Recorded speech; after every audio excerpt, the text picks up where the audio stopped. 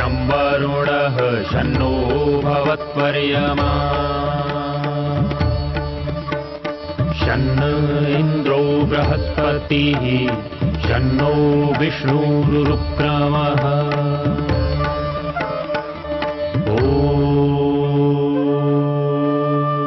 शान्ति शान्ति शान्तिः।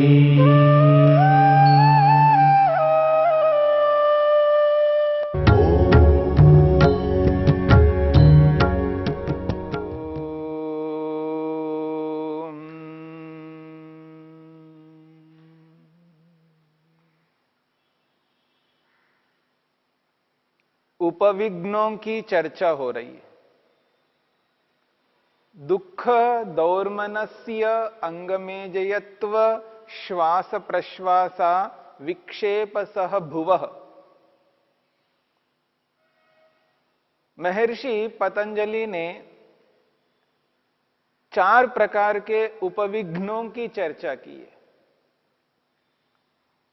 दुख दौर्मनस्य अंगमेजयत्व श्वास प्रश्वास। दुख पर हमने विचार किया है 3 प्रकार के दुख होते हैं, आध्यात्मिक, आधि भौतिक और आधि दैविक। स्वयं के द्वारा उत्पन्न किए जाने वाले दुखों को आध्यात्मिक दुख कहा है, जो स्वयं स्वयं को दुख देता है व्यक्ति। और जो दूसरों से दुख हमें प्राप्त होते हैं, अन्य लोग, अन्य मनुष्य हमें जब दुख देते हैं, अथवा मनुष्येतर योनियों से जो हमें दुख प्राप्त होता है, उस दुख को अन्य मनुष्यों से और मनुष्येतर योनियों में रहने वाले प्राणियों से जो भी दुख हमें प्राप्त होता है, उस दुख को आधि भौतिक दुख कहा है। और जो प्राकृतिक आपदाओं से मिलने वाले जो दुख हैं, भूकंप से, अनावृष्टि से या अतिवृष्टि से, तूफान से या आंधी से या ज्वालामुखी से, यह अत्यधिक शीत, अत्यधिक उष्णता, ये जो प्राकृतिक आपदाएं हैं, इन प्राकृतिक आपदाओं से जो हमें दुख प्राप्त होता है, उसको आधि दैविक दुख कहा है। और इन तीनों प्रकार के दुखों में कोई ना कोई दुख यदि हमारे जीवन में लगा रहता है, तो हम योग मार्ग में आगे बढ़ नहीं पाएंगे। इसलिए दुख का न होना अत्यंत अनिवार्य है। और ये जो दुख है, इन दुखों के पीछे वो 9 प्रकार के विघ्न कारण बनेंगे। व्याधि तो दुख, स्त्यान तो दुख, तो वो जो विक्षेप है, उन विक्षेपों के साथ में रहने वाले हैं उपविघ्न। दौर्मनस्य की चर्चा हमने कल की है। दौर्मनस्य का अर्थ है इच्छा के विघात होने पर मन में एक क्षोभ उत्पन्न होता है, क्षुब्धता उत्पन्न होती है, मन उद्विग्न हो जाता है, बेचैन हो जाता है। उसको यहां पर दौर्मनस्य कहा, मन का दुष्ट होना। और जीवन में न जाने मनुष्य कितने बार मन को दुष्ट बनाता है, यानी मन को उद्विग्न बनाता है, मन को अत्यधिक विचलित कर लेता है। जब जब उस व्यक्ति की इच्छा का विघात होता है, यानी जब जब व्यक्ति अपेक्षा रखने लगता है, तब तब व्यक्ति को बहुत ही दुख होगा। और उस कारण से मन जब इतना खिन्न रहेगा, तो खिन्न मन कैसे एकाग्र हो जाएगा? मेरी बात को समझने का प्रयत्न करना। ये जो मन की खिन्नता है, ये खिन्नता ही मन को एकाग्र होने नहीं देता, एकाग्र होने नहीं देती ये खिन्नता। जब मन में उद्विग्नता है, क्षोभ है, तब मन अशांत रहेगा, और जब अशांत रहेगा तब एकाग्र नहीं हो सकता, क्योंकि अशांत स्थिति में अप्रसन्नता रहती है, असंतोष रहता है, भय रहता है, दुख रहता है। उस स्थिति में मन एकाग्र नहीं हो सकता।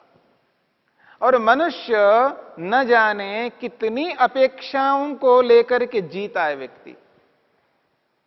प्रातःकाल उठते ही व्यक्ति की अपेक्षाएं प्रारंभ होती है। पता नहीं किस किस से अपेक्षा रखने लगता है व्यक्ति।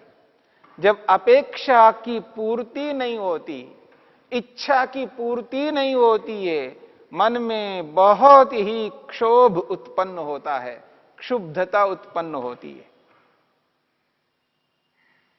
मन उद्विग्न हो जाता है, विचलित हो जाता है, और बहुत अधिक तीव्रता आ जाती है मन के अंदर, और व्यक्ति पता नहीं क्या अनर्थ करने लगता है। इसलिए इच्छा, ये जो इच्छा है, अपेक्षा वाली इच्छा, ये हानिकारक है। इच्छा तो होनी चाहिए, पर अपेक्षा से युक्त होकर के इच्छा रखना हानिकारक है। मैं मुक्ति को प्राप्त करना चाहता हूं, मेरी इच्छा है। समाधि लगाना चाहता हूं, मेरी इच्छा है। विवेक वैराग्य को प्राप्त करना चाहता हूं, मेरी इच्छा है। मैं ठीक रहना चाहता हूं, स्वस्थ रहना चाहता हूं, मेरी इच्छा है। इच्छा का होना गलत नहीं है, लेकिन ये जो अपेक्षा रखी जाती है ना, ऐसी अपेक्षा वाली इच्छा, मेरे को यह मिलना ही चाहिए, जब नहीं मिलेगा तो आदमी को दुख होता है, क्षोभ होता है। मन का जो क्षोभ है, यह अत्यंत घातक है। मिलना चाहिए, पर मिलेगा ये कोई निर्धारित नहीं कर सकते हम। सब कुछ हमारे हाथ में नहीं है, सब कुछ हमारे हाथ में नहीं रह सकता। संसार है, ये तो प्रपंच है, सृष्टि है, हर प्रकार के लोग हैं, और प्रत्येक मनुष्य स्वतंत्र हैं, किसी के अधीनस्थ नहीं है। हां, परिस्थिति विशेष में व्यक्ति अधीन तो रहता है, परंतु अधीन रहता हुआ ये आवश्यक नहीं है वह व्यक्ति हमारे अनुसार ही चले। हमारे जब अनुसार नहीं चलेगा तब हमें दुख होगा। एक परिवार में जितने सदस्य होते हैं वो परिवार के नियम के साथ बंधे हुए हैं, परंतु हर समय वह बंध करके चले आवश्यक नहीं है। जिस समाज में रहते हैं समाज के साथ बंध करके चलते तो हैं, पर हर समय बंध करके चले आवश्यक नहीं है, क्योंकि स्वतंत्र हैं। तो मनुष्य की स्वतंत्रता को छीन नहीं सकते। स्वतंत्र को सर्वथा परतंत्र नहीं कर सकते। एक सीमा तक उसको हम बांध करके रखते हैं, पर सर्वथा बांध के नहीं रख सकते। जब व्यक्ति अपेक्षा रखना बंद कर देगा तो ये मन का क्षोभ नहीं होगा, ये दौर्मनस्य नहीं होगा, मन दुष्ट नहीं बनेगा। और मन में सदा ये इच्छा को लेकर के चलना है, हो भी सकता है, नहीं भी हो सकता है। हो जाए तो मैं अपने प्रयोजन को पूरा कर लूंगा, नहीं होगा तो और मेहनत करूंगा। उदाहरण के लिए मैंने अमुक व्यक्ति को अनेक बार दिया है, कुछ ना कुछ दिया है। उदाहरण के लिए मैंने पैसे दिए हैं, जब जब उसने मांगा तब तब मैंने पैसे दिए हैं, कभी मना नहीं किया। एक बार नहीं, दो बार नहीं, न जाने कितने बार दिया। अब मेरे पास पैसे नहीं है, अब मेरे को आवश्यकता है, अब मैं किससे मांगूं? जब मेरे को यह ध्यान आता है अमुक व्यक्ति को मैंने न जाने कितने बार दिया है, अब उसी से अपेक्षा है, उसे देना ही चाहिए, वो क्यों नहीं देगा? ये जो अपेक्षा है ये अत्यंत घातक है। हां, वो दे भी सकता है पर वो स्वतंत्र है, नहीं भी दे सकता है।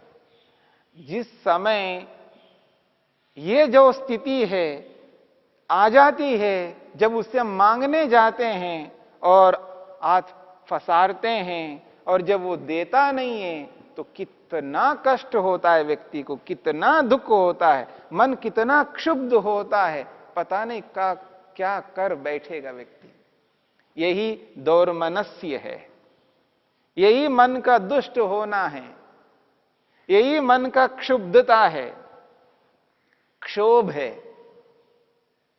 पर महर्षि पतंजलि, महर्षि वेदव्यास कहते हैं, योग कहता है ये क्षोभ नहीं होना चाहिए, ये दौर्मनस्य जीवन में नहीं आना चाहिए। ये जानकारी होनी चाहिए सामने वाला व्यक्ति स्वतंत्र है, वो कर सकता है, नहीं कर सकता है। जब ये स्थिति मन में रहेगी तो हम इच्छा लेकर के अवश्य जाएंगे। अगर वो देता है तो उसका भला, नहीं देता तो उसका भला। क्यों? क्योंकि वह स्वतंत्र है। देगा तो बहुत अच्छा है, मेरे काम हो जाएगा, नहीं दिया तो कोई बात नहीं, काम नहीं हो पाएगा, और मेहनत करूंगा और किसी भी प्रकार से आगे चलूंगा और किसी से मांग लूंगा। संसार बहुत लंबा चौड़ा है, कोई ना कोई तो देगा। अगर नहीं देगा तो उस काम को नहीं करूंगा, आज नहीं करूंगा, कल करूंगा, कभी ना कभी करूंगा, जब होगा तब करूंगा। जब समाधान करके व्यक्ति चलता है, ज्ञानपूर्वक जीता है, विवेक से युक्त रहता है व्यक्ति, यथार्थता को समझता है, सामने वालों की स्वतंत्रता का एहसास करता है, तब व्यक्ति के मन में ये क्षोभ, ये क्षुब्धता, ये उद्विग्नता, ये दौर्मनस्य नहीं होगा। इस बात को समझ करके चलना है। दुख दौर्मनस्य। तीसरा उपविघ्न है अंगमेजयत्व। अंगमेजयत्व, इसको समझाते हुए महर्षि वेदव्यास कहते हैं, महर्षि वेदव्यास का यह कथन है, अंगमेजयत्व किसे कहते हैं? यद अंगानि एजयति कंपयति तद अंगमेजयत्वम। वो कहते हैं यद अंगानि एजयति अर्थात कंपयति तद अंगमेजयत्वम। जो शरीर के अंग है, इनमें जब कंपन होता है उसको अंगमेजयत्व कहते हैं। शरीर में अलग अलग अंगों में कंपन हो जाता है और अनेक बार पूरा शरीर में कंपन पैदा होता है, कंपाता है व्यक्ति। जैसे बहुत अधिक सर्दी पड़ रही हो तो शरीर से कैसे कंपाता है व्यक्ति, ये एक कंपन है। पर यहां पर जो बात कही जा रही है अंगमेजयत्व, ये अलग प्रकार का है। यद्यपि रोगों में वात कंप कहा जाता है, वात के कारण से शरीर में कंपन रोग उत्पन्न होता है, वह एक अलग बात है, वो रोग है, वो व्याधि में आ जाएगा। जैसे कोई व्यक्ति लिखता है तो साधारण रूप से सभी लोग लिखते हैं, लेकिन एक व्यक्ति जब लिखता है तो उसका हाथ यूं कांपने लगता है, ऐसे ऐसे हिलने लगता है, वो ठीक से नहीं लिख पाता है। किसी का हाथ हिलता है तो किसी का सिर हिलता है, किसी के पांव हिलते हैं। ऐसे शरीर के अलग अलग अंगों में कंपन होता है, वो एक अलग प्रकार का है, वो एक अलग रोग है, वो व्याधि के अंदर आ जाएगा। वात कंप जिसको कहते हैं आयुर्वेद की दृष्टि से। पर यहां जो कंपन है, यहां जो अंग में जयत्व है, ये अलग प्रकार का है। ये कैसा? जब व्यक्ति क्षुब्ध होता है तो उसका शरीर कांपने लगता है। जैसे कि एक आदमी को गुस्सा आ रहा है, बहुत क्रोध उत्पन्न हो गया, क्रोधित हो रहा है, क्रोध में शरीर कांपने लगता है उसका। ये जो कंपन है ये अलग प्रकार का है। क्षुब्ध होने पर शरीर कांपने लगता है। अथवा जब व्यक्ति डरता है किसी से, बहुत डर लगने जाता है तो शरीर से कांप जाता है व्यक्ति। अलग अलग कारणों से शरीर में कंपन उत्पन्न होता है। किसी ने धमकाया है तो शरीर में कंपन उत्पन्न हो जाएगा। तो अलग अलग ढंग से शरीर में कंपन पैदा होता है, और ये जो कंपन है ये हानिकारक है। और ऐसा ही चलता रहेगा तो आगे चल करके व्यक्ति योगाभ्यास नहीं कर पाएगा। ये हानिकारक है और ये विक्षेप के साथ होता है। ये जो कंपन है ये विक्षेप के साथ होता है, इसलिए कहा विक्षेप सह भुवः। ये विक्षेप होने पर उसके साथ उत्पन्न होता है। और व्यक्ति ठीक से नहीं बैठ पाए तो साधना नहीं कर सकता, ध्यान नहीं कर सकता, मन को एकाग्र नहीं कर सकता। शरीर में कंपन हो, हिलना डुलना चल रहा हो तो व्यक्ति ध्यान नहीं कर सकता, क्योंकि आसन को स्थिर करना पड़ता है। शरीर को इतना स्थिर करना पड़ता है जैसे एक पत्थर की मूर्ति है। मूर्ति के समान शरीर को बिल्कुल स्थिर करना है, निश्चल करना है। हिलना डुलना नहीं चल सकता। हिलता हुआ डुलता हुआ व्यक्ति अपने मन को ईश्वर में एकाग्र नहीं कर पाता है। इस बात को समझने की चेष्टा करनी है। शरीर में किसी भी प्रकार का कंपन ना रहे, स्थिर रखना है शरीर को, आसन को सिद्ध करना है। जब आसन सिद्ध होता है तब व्यक्ति अपने मन को आसानी से, सरलता से ईश्वर में एकाग्र कर पाएगा। यदि ऐसा नहीं करता है तो शरीर स्थिर नहीं रहेगा, तो हिलाने में डुलाने में मन को लगाने लग जाएगा। उसका मन बार बार उसके हिलते डुलते अंगों में जाएगा। इसलिए अंग में जयत्व नहीं होना चाहिए, शरीर में कंपन नहीं होना चाहिए। इस बात को समझना है।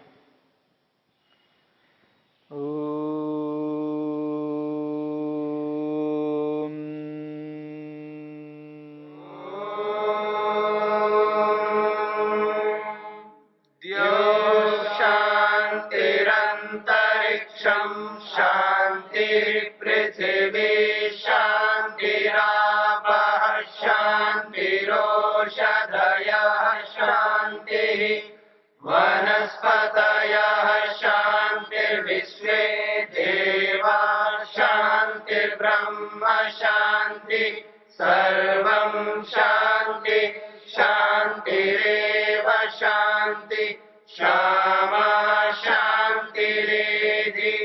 ओम शांति शांति शांति।